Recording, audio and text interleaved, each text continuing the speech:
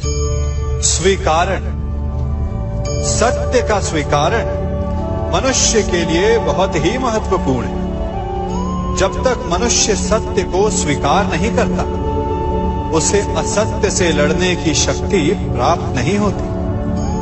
जब आप भोजन करते हैं तो क्या होता है? आपका पेट स्वीकारता है कि वो भर चुका है और आप भोजन करना बंद कर देते हैं। जब आपको निद्रा आती है तो क्या होता है? आपका मन स्वीकारता है कि आपका शरीर थक चुका है और उसे विश्राम की आवश्यकता है। उसी प्रकार जब आपको किसी व्यसन को रोकना हो तो आपको स्वीकारना पड़ता है कि बहुत हो चुका, चाहे वो लालच हो या मदिरापान। उस व्यसन का त्यागना तभी प्रारंभ होता है जब आप ये स्वीकार कर लेते हैं कि आप उस व्यसन के बंधक हैं। हम सब शीघ्र ही सफलता चाहते हैं, ढेर सारी संपत्ति और सुख चाहते हैं, और ऐसे में कई बार हम छोटे मार्गों का चयन कर लेते हैं। वो मार्ग जिनमें परिश्रम नहीं होता, जिनमें होता है तो केवल छल, कुटिलता और भाग्य का सहारा, जैसे कि जुआ। कोई जुए के खेल में धन लगाता है, कोई दांव लगाता है और ये भूल जाता है कि जुआ ऐसा दलदल है कि जिसमें एक बार गिरे तो सर्वनाश से पहले निकलना असंभव है। यदि आप जीते तो और जीतने की भूख बढ़ जाएगी, और यदि आप कुछ हार बैठे तो उसे पुनः पाने के लिए आप फिर से खेलेंगे। मनुष्य को ये आभास ही नहीं होता कि अपनी संपत्ति के साथ साथ वो अपनी मानवता, अपने संस्कार, अपना धर्म और अपना उत्तरदायित्व तक सभी जुए की भेंट चढ़ा देता है। इसलिए कुछ पाना है तो परिश्रम से पाओ।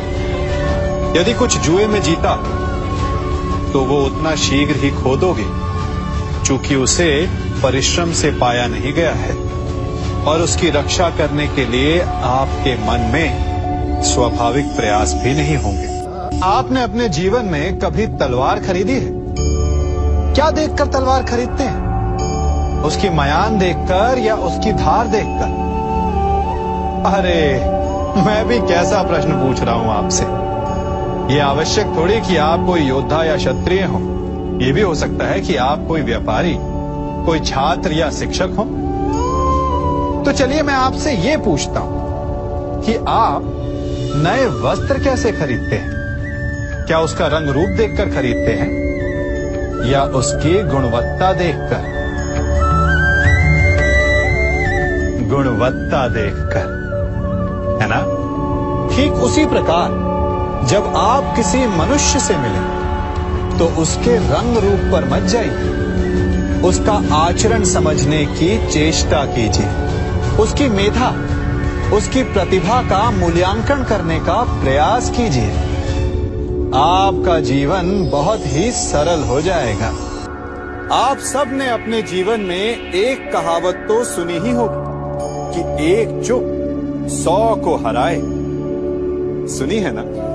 और इसीलिए कई बार हम जीवन में चुप रहते हैं, मौन रह जाते हैं, क्योंकि ये सत्य है कि एक मूर्ख के लिए मौन रहने से अधिक श्रेयस्कर उत्तर और कुछ भी नहीं हो सकता। परंतु क्या जीवन में सदैव मौन रहना, सदैव चुप रहना क्या उचित होता है? नहीं। जहां पाप का बल बढ़ रहा, जहां छल हो रहा, वहां मौन रहने से अधिक गंभीर अपराध और कुछ नहीं हो सकता। मौन रहकर कदाचित आप समस्या से बच जाएं, परंतु आप संसार को समस्याओं में उलझा देते हैं। इतिहास साक्षी कि पापियों के उद्दंडता ने संसार को इतनी हानि नहीं पहुंचाई जितना कि सज्जनों के मौन ने पहुंचाई। यदि कोई मूर्ख बोल रहा है तो मौन रहना उचित है, परंतु यदि कहीं अपराध हो रहा है छल हो रहा है तो उठिए और विरोध कीजिए, क्योंकि आप भले ही न सही परंतु आपकी आने वाली पीढ़ी इस पाप के दंड को अवश्य सहेगी। जीवन में सफल कौन नहीं होना चाहता? पद में, प्रतिष्ठा में आकाश जैसी ऊंचाई किसे नहीं चाहिए? स्थिरता में भूमि जैसी दृढ़ता किसे नहीं चाहिए? सभी को चाहिए, परंतु सफलता का पुष्प अपने साथ अहंकार का कांटा भी लाता है। सफलता आपको आनंद देती है, उपलब्धि आपको गर्व देती है, और फिर यही आनंद धीरे धीरे अहंकार में परिवर्तित हो जाता है, फिर अतिक्रमण में और अंततः अन्याय में। और यही से सफलता का नाश प्रारंभ हो जाता है। यदि आप चाहते हैं कि आपकी सफलता लोगों की दृष्टि में सम्मान बनकर रहे, लोगों के मन में शूल बनकर नहीं, तो ये आप वृक्ष से सीखिए। फलों से लदने के पश्चात वो झुक जाता है। उसी प्रकार सफलता मिलने पर विनम्रता अधिक आवश्यक है, और जीवन में अधिक सफलता पाने के लिए या पाने पर और अधिक विनम्र हो जाना चाहिए। संसार का सबसे बड़ा पाप क्या है? असत्य बोलना, हत्या कर देना, चोरी करना या किसी का अपमान करना। संसार का सबसे बड़ा पाप है किसी निर्बल को सताना, और संसार का सबसे बड़ा दंड भी उस निर्बल के मुख से निकली हाय है। आप देख रहे हैं मैं क्या कर रहा हूं? मैं लौह पिघला रहा हूं, और ये लौह पिघलता है इस चमड़ी की बनी धूनकी से निकली हवा से।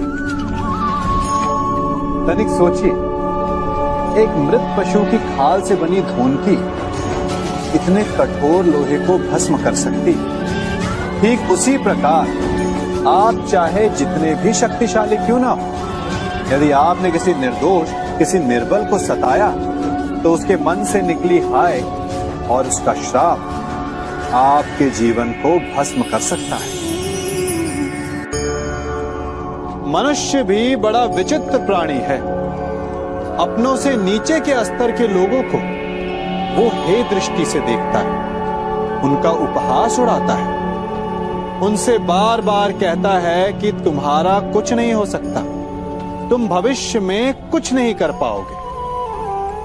जब मनुष्य के पास धन, संपत्ति, मान होता है तो वो दूसरों का आदर नहीं करता, परंतु वो एक बात भूल जाता है कि उससे भी अधिक शक्तिशाली कोई अस्तित्व में है, और वो है समय। काल काल अपना चक्र कब बदलेगा ये कोई नहीं जानता। समय अपनी करवट कब लेगा ये कोई नहीं जानता।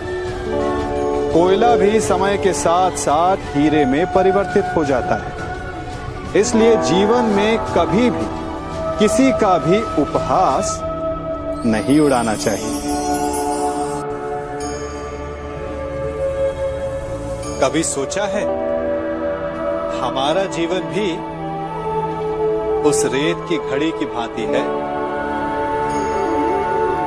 जो रेत नीचे गिर चुकी है वो हमारा अतीत है, जो अब भी ऊपर है वो हमारा आने वाला भविष्य है, और वर्तमान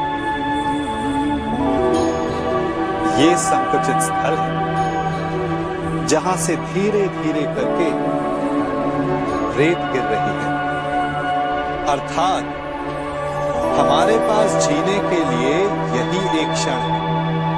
उसका उपयोग कैसे करना है ये हम पर निर्भर करता है। जो बीत गया उसका दुख मनाना है, या जो भविष्य में होने वाला है उसकी प्रतीक्षा में क्रोध करना है। सब कुछ करने के लिए यही एक क्षण है। प्रसन्न रहना है तो उसके लिए भी यही एक पल है। प्रतीक्षा करते रहोगे तो ये पल भी भूतकाल में बदल जाएगा। इसलिए आनंद के लिए, परोपकार के लिए प्रतीक्षा ना कीजिए। आपके पास जो पल उनका भरपूर सदुपयोग कीजिए, क्योंकि इस घड़ी को पलटकर आप फिर से समय अवश्य गिन सकते हैं, परंतु अपना बीता हुआ समय आप वापस नहीं लौटा पाएंगे। हम सब अपनों की, अपने मित्रों की, परायों की सहायता करते हैं, परंतु हम सब के मन में एक व्यथा रह जाती है कि वो हमारा उपकार भूल गया, कि उसने हमें सम्मान नहीं दिया, कि समय पड़ने पर उसने हमारी सहायता नहीं की। होता है ना ऐसा? अब प्रश्न ये उठता है कि क्या हमें उपकार भुला देना चाहिए या नहीं? और उत्तर भी दो है, हाँ भी और ना भी। हमें दूसरों पर किए गए उपकार को भुला देना चाहिए, परंतु यदि किसी ने हम पर उपकार किया है तो उसे नहीं भुलाना चाहिए। यदि दूसरों पर किए उपकार भुला दिए तो अपेक्षा नहीं रहेगी, अपेक्षा नहीं रहेगी तो वो टूटेगी नहीं, मन कुंठित नहीं होगा। और स्वयं पर किए गए उपकार को स्मरण रखा तो उसे चुकाने के लिए सदा तत्पर रहेंगे, उपकार करने वाले के कृतज्ञ रहेंगे, तब भी मन प्रसन्न रहेगा। और यदि हम सभी ऐसा करने लगे तो सबके मन को संतोष। प्रत्येक मनुष्य सफलता पाने के लिए कार्य करता है। कुछ सफल होते हैं, कुछ नहीं होते, और जो सफल नहीं होते वो सदा अपनी असफलता का कारण या तो अपनी परिस्थितियों को बताते हैं या अपने सहयोगियों को दोषी ठहराते हैं। परंतु क्या वास्तविकता में ऐसा ही होता है? क्या कोई परिस्थिति या कोई व्यक्ति किसी की असफलता का कारण बन सकते हैं? उत्तर हाँ भी है और ना भी। कैसे? आप इस तितली को देख रहे हैं? आपने एक मक्खी को भी देखा हो। प्रकृति ने दोनों को समान गुण दिए हैं रस पान करने का। एक तितली फूलों पर जाकर उसका रस लेती और इस अवस्था में नए फूल खिलने की व्यवस्था भी करती है। और मक्खी घाव पर बैठती है, घाव को सड़ाती है और रोग भी फैलाती है। यदि इसमें किसी बात का अंतर है तो केवल सोच का। यदि आप उचित मार्ग चुनेंगे तो आपको सफलता मिलेगी, आप में उत्साह बढ़ेगा, और यदि आप अनुचित मार्ग चुनेंगे तो आपको असफलता मिलेगी, निराशा मिलेगी। अब उचित मार्ग चुनना है या अनुचित मार्ग, ये निर्णय तो आप पर निर्भर करता है।